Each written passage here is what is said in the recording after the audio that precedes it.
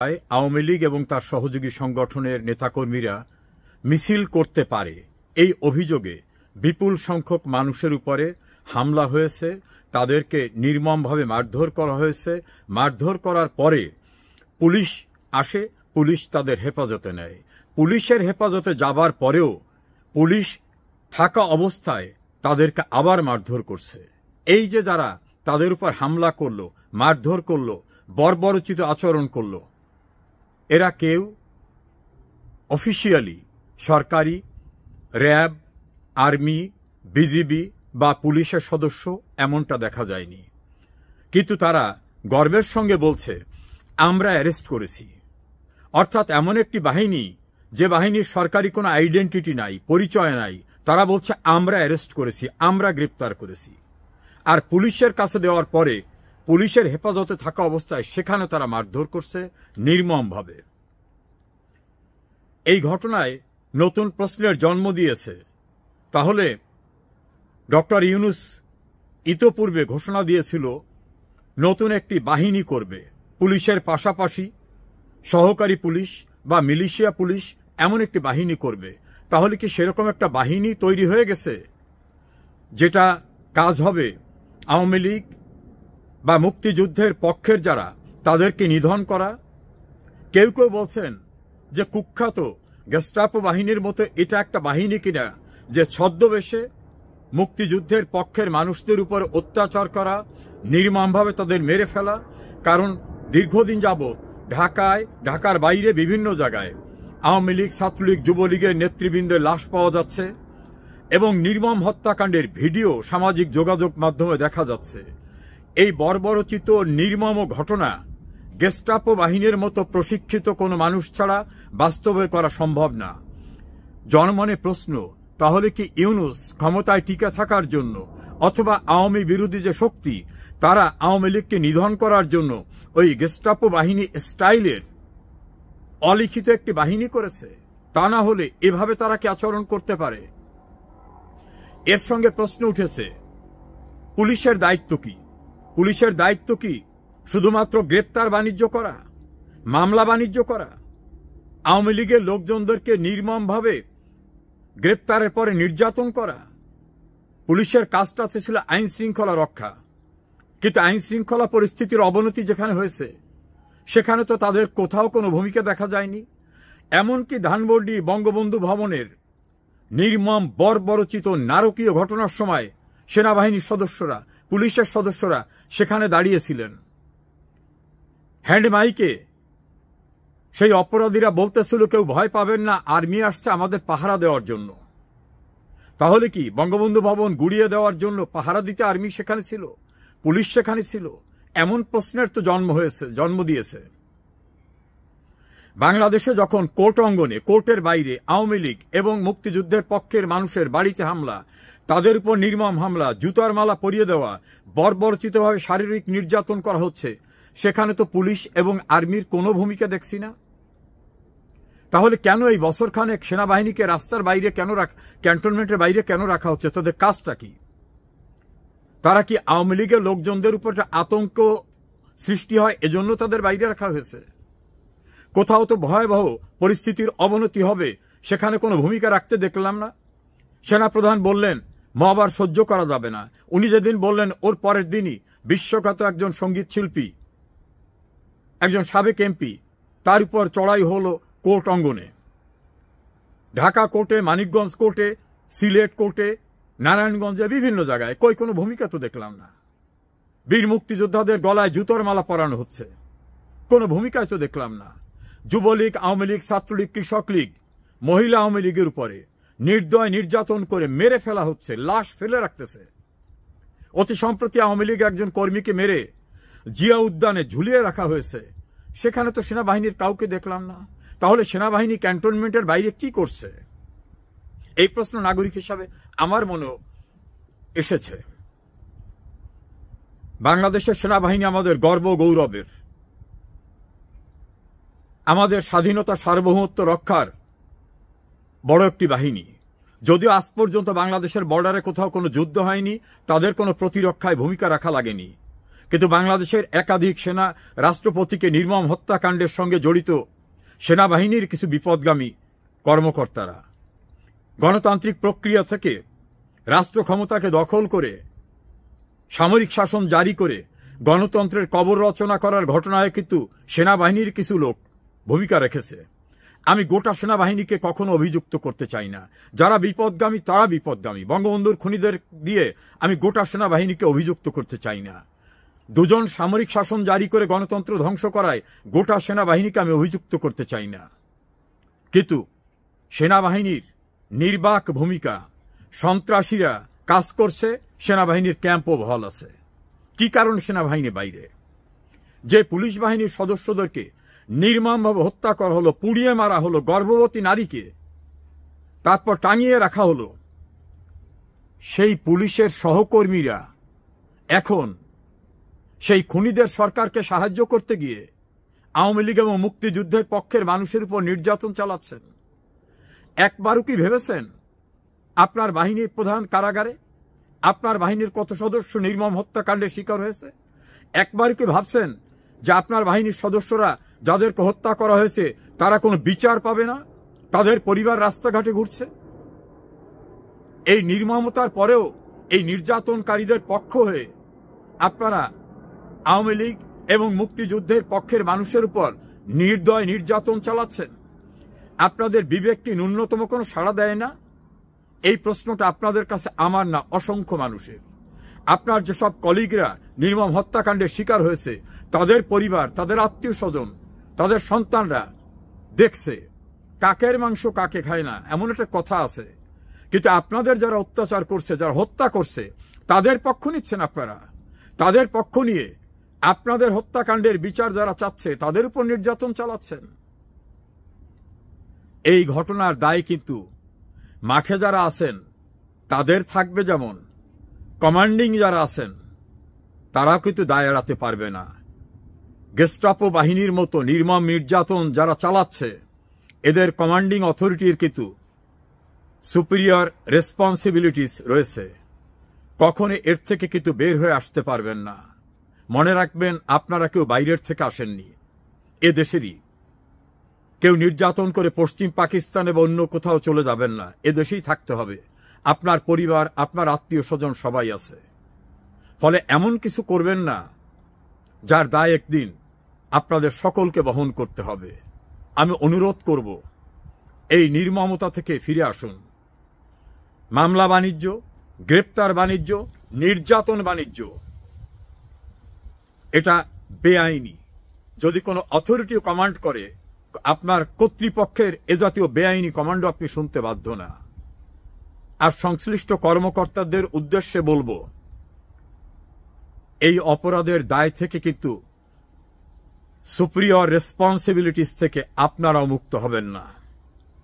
দিন কিন্তু কারো সমান যাবে না। আওয়ামী লীগ এদেশের শেকড় অনেক গভীরে। আওয়ামী লীগ প্রতিটি বাড়িতে, প্রতিটি গ্রামে আছে। আওয়ামী লীগ ফিরে আসবে, তো কোনো ভুল নাই ইনশাআল্লাহ।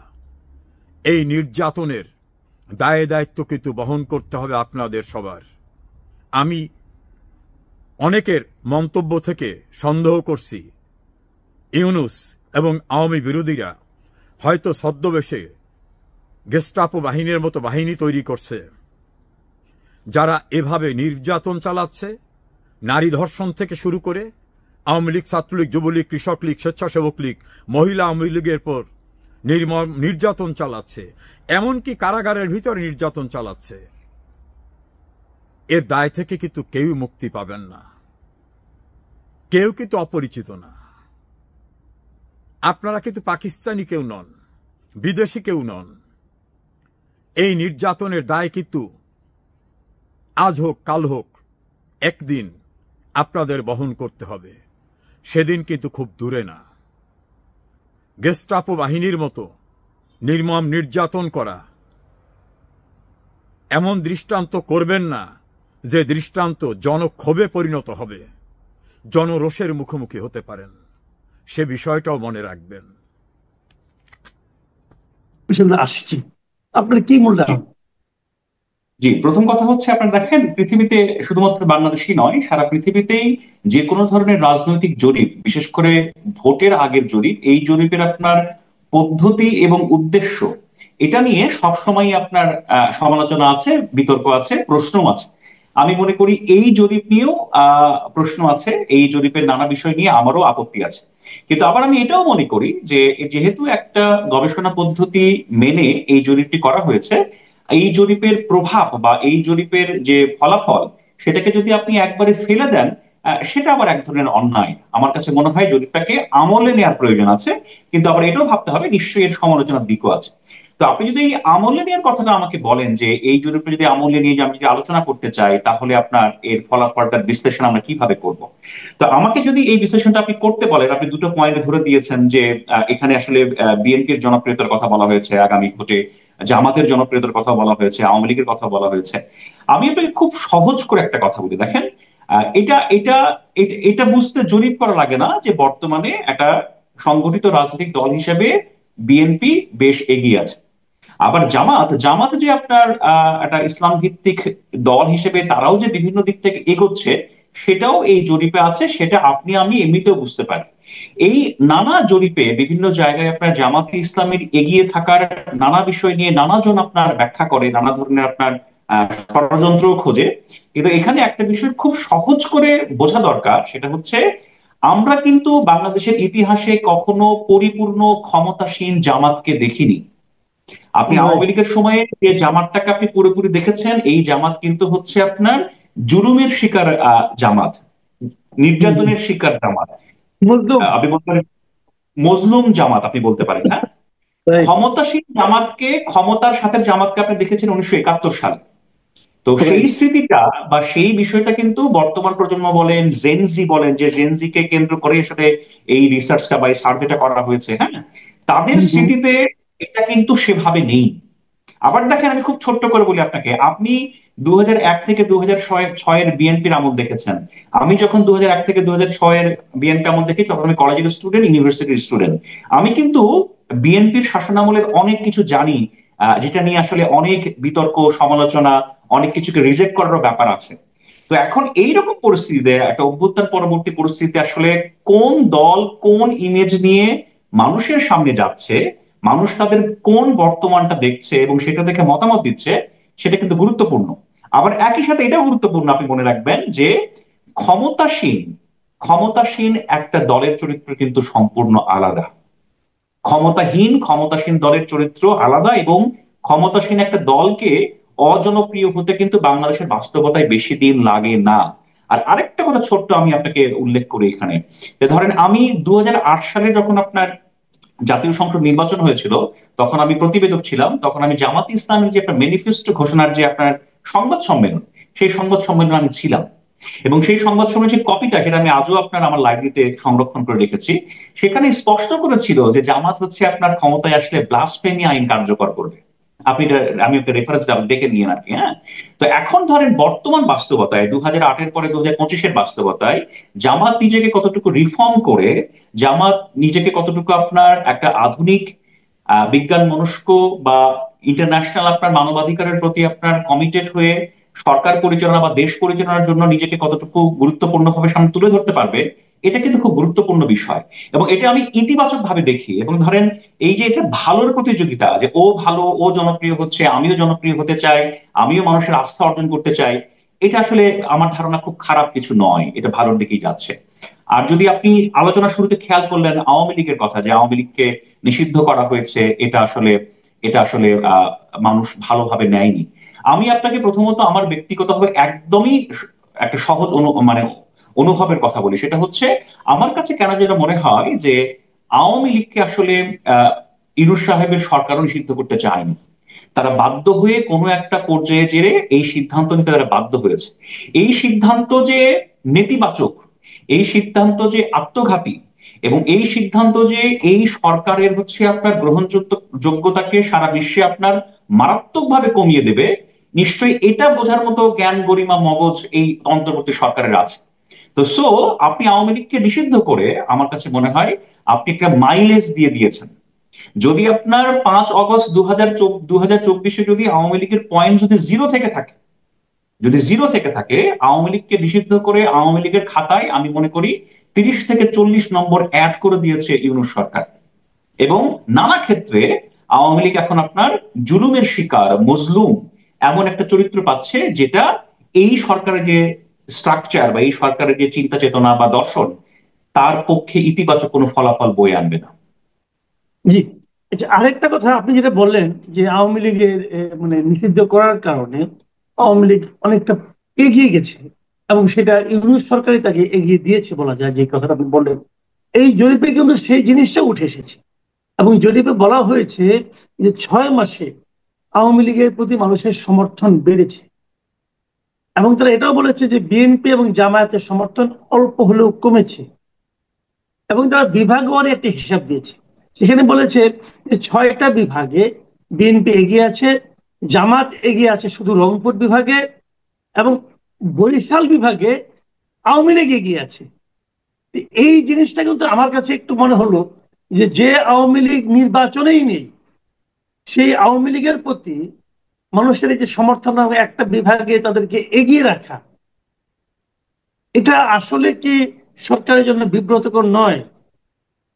আচ্ছা, প্রথমত যে কথাটা বলা প্রয়োজন, যে এই জরিপি যে অকাট্য বা এই জরিপি যে যথাযথ, সেটা আমি মনে করি না। নিশ্চয়ই এই জরিপের মধ্যেও হয়তো কোনো ফ্লজ আছে বা ঝামেলা আছে, হ্যাঁ, বা হয়তো সেভাবে ব্যাখ্যা করলে হয়তো কোনো কিছু ত্রুটিও আমরা পেয়ে যাব। কিন্তু তারপরেও আমি আপনাকে একটা খুব একদমই আপনার সরল কথা বলি। কেউ যদি মনে করে যে বাংলাদেশের রাজনীতি থেকে বঙ্গবন্ধু শেখ মুজিবুর রহমানকে মুছে ফেলবেন, কেউ যদি মনে করে বাংলাদেশের রাজনীতি থেকে আওয়ামী লীগকে চিরতরে বঙ্গোপসাগরে ভাসায় দেবেন, হ্যাঁ, আমার কাছে মনে হয় এটা হচ্ছে একটা আহ বোকামি চিন্তা ছিল। এটা একটা বড় ধরনের বোকামির চিন্তা। এই চিন্তা করে আপনার কেউ যে ভালো সুফল পাবে না, এটা আমি পরিপূর্ণভাবে বলতে পারি। তো আচ্ছা, আমি আমি আপনার সাথে আমি একমত, এই জরিপটাকে আমরা অকাট্য ধরছি না, কিন্তু মানুষের একটা টেন্ডেন্সি কিন্তু এখানে দেখা যাচ্ছে। হয়তো আপনার যে যে ফাইন্ডিংস গুলো, তার রেজাল্টটা, ফিগারটা হয়তো ঠিক নয়, কিন্তু টেন্ডেন্সিটা তো ইম্পর্টেন্ট। টেন্ডেন্সিটা কিন্তু আপনি ইগনোর করতে পারবেন না। যেমন এখানে একটা টেন্ডেন্সির কথা বলা হয়েছে যে তরুণ ভোটার যারা, শিক্ষিত ভোটার যারা, এমনকি নারীদের মধ্যে জামায়াতের অবস্থানটা যেন একটু বেশি দেখা যাচ্ছে, এরকম একটা টেন্ডেন্সির কথা বলা হয়েছে। দেখুন, আপনার আজকের থেকে 10 বছর 15 বছর আগে আমাদের বয়সে যারা আছে, তাদের কাছে কিন্তু আমরা আগে মনেই করতাম যে এই 3টা শ্রেণীর কাছে জামায়াত জনপ্রিয় হবে না। যাদের মধ্যে মনে করতাম, ঠিক তাদের মধ্যে জামায়াতের জনপ্রিয়তাটা বেশি। রাজনীতির এই পরিবর্তনটা আপনি কি বাস্তবে দেখেন কিনা? না, আমি আমি আমি জামাতের পক্ষে একটা ইতিবাচক দিক দেখি। সেটা হচ্ছে আপনার এরকম যে, ধরেন আওয়ামী লীগের যে 16 বছরের শাসনামল, তার মধ্যে আমি বলবো যে আসলে অ্যাটলিস্ট 9 বছর ছিল হচ্ছে এটা রিপ্রেসিভ রিজিম। এই সময় আপনার মানুষ যেভাবে আপনার প্রতিনিয়ত আপনার নানা ধরনের আপনার নির্যাতনের শিকার হয়েছে, নানাভাবে আপনার সাপ্রেস হয়েছে আর কি, নানাভাবে আপনার অবদমিত হয়েছে, এটার বিপরীতে আপনার মডারেট মুসলিম যে হচ্ছে আপনার চিন্তা, সেই চিন্তা নিয়ে জামাত যে সামনে এসেছে, এটাকে আসলে আসলে অনেকেই একসেপ্ট করেছে বা এর পক্ষে তার সমর্থন আছে, নাম্বার ওয়ান। আরেকটা জিনিস এটা খুব চমৎকার করে মনে থাকা প্রয়োজন আপনাদের, বা মনে করা প্রয়োজন, যে দেখেন, ক্ষমতাসীন দলের রাজনীতি আর ক্ষমতাহীন বিরোধী দলের রাজনীতিটা সম্পূর্ণ আলাদা। আপনি যখন ক্ষমতায় থাকেন, তখন সকল নাগরিককে তার হচ্ছে আপনার প্রাপ্য মর্যাদা, নিরাপত্তা এবং অর্থনৈতিক মুক্তি দেওয়ার জন্য আপনি বাধ্য থাকেন, যেটা আওয়ামী লীগও ছিল। যেটা আওয়ামী লীগ কি করেছে, এটা আপনার মানুষকে এটা দেয়ার বিপরীতে, এটা মানুষকে এনশিওর করার বিপরীতে, আওয়ামী লীগ যেভাবে বাংলাদেশের ব্যাংকিং সেক্টরকে লুট করেছে, মানুষ তো তার বিপরীতের যে ধারা, তার বিপরীতের রাজনীতি, তাকে তো মানুষ পছন্দ করবেই। দেখেন, আওয়ামী লীগের রাজনীতি নিয়ে বহু কথা হয়, বহু আলোচনা হয়, বহু সমালোচনা হয়। আমি খালি একটা জিনিস বুঝি না, যে ধরেন বাংলাদেশের ব্যাংকিং সেক্টর, বাংলাদেশের আর্থিক খাতকে আওয়ামী লীগ যেভাবে লুটপাট করেছে এবং সেই লুটপাটের অনুমোদন দিয়েছে, এই লুটপাটের ব্যাখ্যা আওয়ামী লীগ কিভাবে দেবে, এটা আমার জানা নাই। পৃথিবীতে কোন দেশের আর্থিক খাত এভাবে আপনার একটা পরিপূর্ণ লুটেরাদের হাতে দিয়ে দেয়া, এটা বাংলাদেশে একমাত্র আওয়ামী লীগের আমলে হয়েছিল বলেই আমি মনে করি। তো তার বিপরীতে কেউ যদি আপনাকে আপনার স্বচ্ছতার নিশ্চয়তা দেয়, কেউ যদি আপনাকে আপনার সামনে অ্যাকাউন্টেবিলিটির বিষয়ে সামনে দাঁড়িয়ে নিয়ে এসে আপনার যদি আস্থা পেতে চায়, তো সেটা দিয়ে তো আপনার আকর্ষিত হওয়ার সম্ভাবনা বেশি। আর আপনি এখানে বিএনপি কেন পিছিয়ে পড়ছে দেখেন, আমি বিএনপির শাসনকাল 2001 থেকে 2006 সাল পর্যন্ত প্রায় কিছুটা বুদ্ধি বয়সে দেখেছি। এখন আপনি বলেন তো, বিএনপির 1 থেকে 6 সালের শাসন আমলকে আপনি কি কত মার্কস দেবেন? আমি আপনাকেই প্রশ্ন করলাম, আপনি কত মার্কস দিবেন? তো সেই স্মৃতিটা তো আপনার আমার স্মৃতিতে তাজা। তো সেজন্য মানুষের একটা বিকল্প, মানুষের একটা অধিকতর বেটার সিস্টেমের বিষয় নিয়ে যদি কেউ সামনে আসে, সেটা তো মানুষজন গ্রহণ করতে পারে। আমি এটাতে খুব একটা বিস্মিত নই, এটা হতে পারে। কিন্তু আবার একটা কথা মনে রাখবেন, আমি খুব পরিষ্কার করে বলি, হ্যাঁ, যে এই সকল বিষয়ে জনপ্রিয়তা অর্জন করা আর ক্ষমতাসীন হয়ে একটা আপনার, আমি বলবো যে মধ্য ডানপন্থী ইসলামিক দল হিসেবে জামাত ইসলামী যখন ধরে নেন জামাত ক্ষমতায়, তখন তাদের পক্ষে দেশ পরিচালনা করা এবং তাদের রাজনৈতিক আদর্শ বাস্তবায়ন করা, এটা কিন্তু খুব সহজ নয় বাংলাদেশের মতো। বুঝতে পেরেছি। আমি একটু জরিপের বাইরে আসি। জরিপের বাইরে আসে এই কারণে যে জরিপে আরো অনেক বিষয় ছিল আলোচনা করার জন্য, কিন্তু আমি ইচ্ছে করে করলাম না, কারণ বলতে গেলে আরো অনেক সময় লাগে। আমি একটু জরিপের বাইরে কন্টেম্পোরারি যে ইস্যুস গুলো, তার মধ্যে একটা ঘটনা তো গত 2 দিন ধরে মিডিয়াতে খুবই তোলপাড় হচ্ছে, সেটা হলো ডিম কাণ্ড। নিউ ইয়র্কে ডিম নিয়ে যেটা হলো, এবং আমাদের এখান থেকে লোকজনকে নিয়ে গেলেন ডক্টর ইউনূস 6 জনকে আমন্ত্রণ করে, এবং তারা ওখানে তাদের মধ্যে বেশ কয়েকজন অপদস্থ হলেন। আওয়ামী লীগ যে কাজটা করলো ওখানে, সেটাও কি ঠিক করলো কিনা, এই সব মিলিয়ে এই ঘটনাটাকে আপনি যদি কি ছোট করে বিশ্লেষণ করতেন। প্রথম কথা হচ্ছে, দেখেন ওখানে যারা অতিথি হয়ে গিয়েছেন সঙ্গী হিসেবে, হ্যাঁ, তারা গেছেন আপনার আমার ট্যাক্সের টাকায়। তাদের ওখানে কাজ কি আমাকে বলেন তো? তাদের ওখানে কাজ কি? তাদের কোনো কাজ আছে? আমি তো দেখি এই অন্তর্বর্তী সরকার তাদেরকে তাদেরকে সুরক্ষা দেবে, বা যদি একটা মেঠো ভাষায় বলি, লাঠিয়াল হিসেবে নিয়ে গেছে।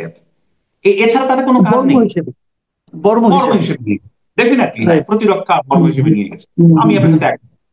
তাদের কোনো কাজ নেই। তারা আপনার আমার ট্যাক্সের টাকা খরচ করে নিউ ইয়র্কের মতো যে দামি হোটেলে বসে তারা আছেন, থাকছেন, এবং শুধুমাত্র এই অন্তর্বর্তী সরকারের একটা মাইলেজ বা একটা সাপোর্টের জন্য তাদেরকে নিয়ে যাওয়া হয়েছে।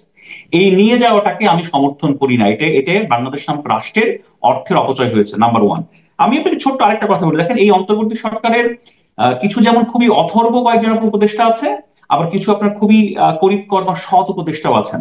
আমি তাদের মধ্যে আমি মনে করি মোহাম্মদ ফাউজুল কবির খান, তিনি একটি খুবই যোগ্য মানুষ এবং খুব ভালো কাজ করছেন, তাকে আমি শ্রদ্ধা জানাই। কিন্তু আমি দেখলাম যে তিনি জাতিসংঘের এই সম্মেলনে তিনি চলে গেছেন। আমি জনাব আসিফ নজরুল সাহেবকে তিনি ওখানে চলে গেছেন। আপনি আমাকে বলেন তো, জনাব মোহাম্মদ ফাউজুল করিম খান এবং আসিফ নজরুল সাহেবের ওখানে কি কাজ? পররাষ্ট্র উপদেষ্টা গিয়েছেন, এটা খুব লজিক্যাল যে হ্যাঁ, বাংলাদেশের পররাষ্ট্র নিশ্চিত তার অনেক এঙ্গেজমেন্ট আছে। কিন্তু আইন উপদেষ্টা এবং সড়ক বিভাগের সেতু বিভাগের উপদেষ্টা এই সম্মেলনে যে কি কাজ আপনি আমাকে বলেন। আপনি যে এই দুটা মানুষকে প্লেন ভাড়া দিয়ে নিয়ে গেলেন, ওখানে যে দামি হোটেলে রাখলেন, আপনার আমার যে ট্যাক্সের টাকা খরচ করলেন, এর আউটকামটা কি, এর ফলাফলটা কি? আমি নাম নিতে চাই না, ধরেন শেখ হাসিনা এক সময় পুরো প্লেন ঘুরে তার বহর নিয়ে সেখানে যাইতেন, একটা শ্বশুর বাড়িতে বেড়াতে যাওয়ার মতো আর কি, হ্যাঁ, অত্যন্ত নিকৃষ্টতম কাজ, অত্যন্ত বাজে কাজ। আমি তো এই সরকারের কাছে প্রত্যাশা করেছিলাম তারা একদম সর্বোচ্চ আপনার কৃচ্ছতা সাধন করবেন এবং যা কাজ সেটা তিনি করে সেখানে চলে আসবেন। আমি ভিডিও দেখলাম প্রেস টিমের 3 জন সদস্য সেখানে গিয়েছেন, হয়তো ছবি দেখলে হয় আরো 4-5 জন পাওয়া যেতে পারে আর কি, হ্যাঁ। একটা প্রেস টিমের এই যে সামান্য একটা সম্মেলন, সেখানে যদি একটা বক্তব্য পাঠ করে চলে আসবেন, সেখানে প্রেস টিমের 3 জনের কি কাজ বলেন তো আপনি আমাকে? আমি জানি না। এই যে অর্থের অপচয়টা সেখানে হলো, এত পরিমাণ অর্থের অপচয় করা হলো, যেটা আপনার আমার টাকা, এর এর জবাব হয়তো কোনো একদিন দেয়া লাগতে পারে। আমি ব্যক্তিগতভাবে এর জবাব চাই যে এই সম্মেলনে কত টাকা খরচ করা হলো এবং সেই খরচ করা থেকে আমরা কি পেলাম। আমি জানি না কোনো একদিন এই প্রশ্নটা উঠবে কিনা। জি। এরপরে আরেকটা ইস্যু যে নিয়ে আপনার সঙ্গে আলোচনা করতে চাচ্ছি আর কি, সেটা হলো যে আমরা দেখছি যে রাজনীতিতে এরই মধ্যে কিন্তু ভোটের নানা সমীকরণ হচ্ছে, কোন দল কোন দলের সঙ্গে যাচ্ছে, এবং কোন কোন দলে একীভূত হওয়ার আলোচনাও মাঝখানে শুনলাম। আবার এর মধ্যে দেখলাম যে কয়েকটা ইসলাম নামধারী দল আর কি, তারা একটা আন্দোলন নিয়ে রাস্তায় নেমে গেলেন এবং তারা পিআর পদ্ধতিতে নির্বাচন চাচ্ছেন, এবং একই সঙ্গে তারা জাতীয় পার্টি এবং আওয়ামী লীগের সঙ্গে যারা সহযোগী দল ছিলেন, যে 14 দল, তাদের নিষিদ্ধ চাচ্ছেন। আরো 3টা দাবি আছে, ওই 3টা বাদই রাখলাম। আমি যদি দুটো দাবির কথাই ধরি, যে পিআর পদ্ধতি এবং নিষিদ্ধকরণ জাতীয় পার্টি সহ কয়েকটা দলে, তো এই দাবিগুলো কি আমাদের সামনে আসন্ন যে নির্বাচন, সেই নির্বাচনের জন্য ক্ষেত্র প্রস্তুতের ক্ষেত্রে এগুলো সহায়ক ভূমিকায় থাকতে পারবে? আচ্ছা, প্রথম কথা আমি আপনাকে বলি, আমি আমি ব্যক্তিগতভাবে মনে করি না যে ফেব্রুয়ারির প্রথম হাফে নির্বাচন হবে। এই সরকারের, আপনার এই অন্তর্বর্তী সরকারের এই নির্বাচনটা অবাধ, সুষ্ঠু, নিরপেক্ষভাবে করার সামর্থ্য আছে বলে আমি মনে করি না। তাদের বিভিন্ন কর্মকাণ্ডে, বিভিন্ন দুর্বলতায় এটা আমার কাছে প্রতীয়মান হয় যে এই সরকারের পক্ষে আপনার শক্ত হাতে একটা জাতীয় নির্বাচন পরিচালনা করা সম্ভবপর নয়, নাম্বার ওয়ান। নাম্বার টু, দেখেন বাংলাদেশের রাজনৈতিক ল্যান্ডস্কেপে, পলিটিক্যাল ল্যান্ডস্কেপে বর্তমানে একটা লিকুইড পরিস্থিতি বিরাজ করছে, তরল পরিস্থিতি বিরাজ করছে। এখানে কে কোথায় যে শক্তিশালী হবে, কে কোথায় যে জোটবদ্ধ হবে, কে কোথায় যে কার সাথে থাকবে, থেকে আপনার ক্ষমতায় থাকবে, সেটা এখনো ঠিক হয়নি। এবং এই তরল রাজনৈতিক পরিস্থিতির মধ্যে অনেকগুলো রাজনৈতিক গ্রুপ বা পার্টিস বা এন্টিটি, তারা আপনার পাওয়ারকে আপনার এক্সারসাইজ করছে বা পাওয়ারকে এনজয় করছে। পাওয়ার যখন কেউ এনজয় করতে থাকে, তখন তার প্রধানতম লক্ষ্য থাকে হচ্ছে সেই পাওয়ার এনজয় করার ধারাবাহিকতাটা বজায় রাখা। তো এখন সবাই আপনার নিজের স্বার্থকে সংরক্ষণ করার জন্য এতভাবে আপনার তৎপর হয়ে পড়েছে। এই প্রেক্ষাপটে আমরা দেখতে পাচ্ছি নির্বাচনের মাধ্যমে, নির্বাচনের জনগণের রায়ের মাধ্যমে জনগণকে একটা অংশকে আপনার দায়িত্ব দেবেন বা ক্ষমতায়ন করবেন। একটা অংশকে দায়িত্ব দিলে বা ক্ষমতায়ন করলে আরেকটা অংশ তো অটোমেটিক্যালি মাইনাস হয়ে যাবে। তো বর্তমান বাস্তবতায় আপনার এই রাজনৈতিক পরিসরের, এই রাজনৈতিক মাঠ থেকে কেউ আসলে নিষ্ক্রিয় হতে, মাইনাস হতে বা অপ্রাসঙ্গিক হতে রাজি নন, যেটা হচ্ছে আমাদের রাজনীতির জন্য একটা ভয়াবহ অশনি সংকেত। আপনাকে কিন্তু বুঝতে হবে, আমাদের কিন্তু রাজনৈতিক রাজনৈতিক মগজ, আমাদের কিন্তু রাজনৈতিক পরিসর কিন্তু খুব একটা কিন্তু খুব ভালো নয়, যে আমরা বলি কুসুমার্তীর্ণ নয় আর কি। হ্যাঁ, যে আপনি যথাযথভাবে কারো ফলাফল মেনে নেবেন, আপনি গণতন্ত্রের প্রতি শ্রদ্ধাশীল হবেন এবং পরবর্তীতে যে দলটা সরকার গঠন করবে তাকে সহযোগিতা করবেন এবং একটা যথাযথ গণতান্ত্রিক প্রক্রিয়ায় অংশগ্রহণ করে দেশ করতে সহযোগিতা করবেন, এমন ধারা কিন্তু আমাদের দেশে কখনো ছিল না। এবং আগামীতে যেটা হঠাৎ করেই হয়ে যাবে, সেটা মনে হয় খুব সহজে বলা যায় না। জি, অনেক ধন্যবাদ জনাব রাহাত মিনহাজ। আপনার বক্তব্য আপনি খুব স্পষ্টভাবে বলেছেন। আমার ধারণা দর্শকরা আপনার বক্তব্য থেকে অনেক কিছু পাবেন, চিন্তা অনেক মাসুদ মাসুদ, আপনি প্রশ্ন না করলেও আমি একটা বিষয়ে একটু কথা বলতে চাই। হ্যাঁ, এটা একটু আপনি আপনি বলতে পারেন যে আমি আপনার থেকে 1 মিনিট সময় চেয়ে নিলাম আর কি। হ্যাঁ, দেখেন আমি সোশ্যাল মিডিয়াতে আমি একটু একটু একটু থাকি বা নিউজ একটু পড়াশোনা করার চেষ্টা করি। আমি কয়েকদিন ধরে সোশ্যাল মিডিয়াতে একটা জিনিস দেখছি যেটা আমাকে খুব আহত করছে। সেটা আমরা দেখতে পাচ্ছি যে ধরেন কিছু মানুষ যারা হয়তো সাধু মানুষ, যারা হয়তো রাস্তায় থাকেন, সাধনা করেন, বিভিন্ন ধরনের আপনার আখড়ায় থাকেন, এই মানুষগুলোকে ধরে ধরে জোর করে চুল দাড়ি কেটে দেওয়া হচ্ছে।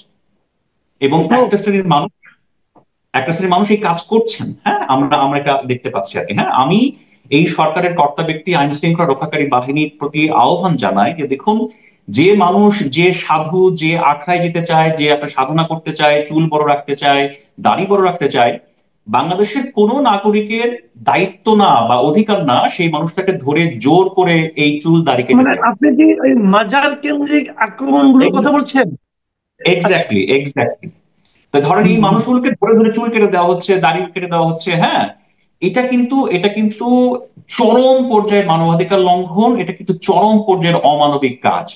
আমার ধারণা হয়তো সরকারের উচ্চ মহল, তার যতটুকু সামর্থ্য আছে, তারা হয়তো অলরেডি বিষয়টা জানেন, অলরেডি বিষয়টা তাদের নজরে গেছেন। কিন্তু আমি তাদেরকে প্রবলভাবে অনুরোধ করব যে এই বিষয়ে আসলে দৃশ্যমান এবং যথাযথ পদক্ষেপ নিতে হবে।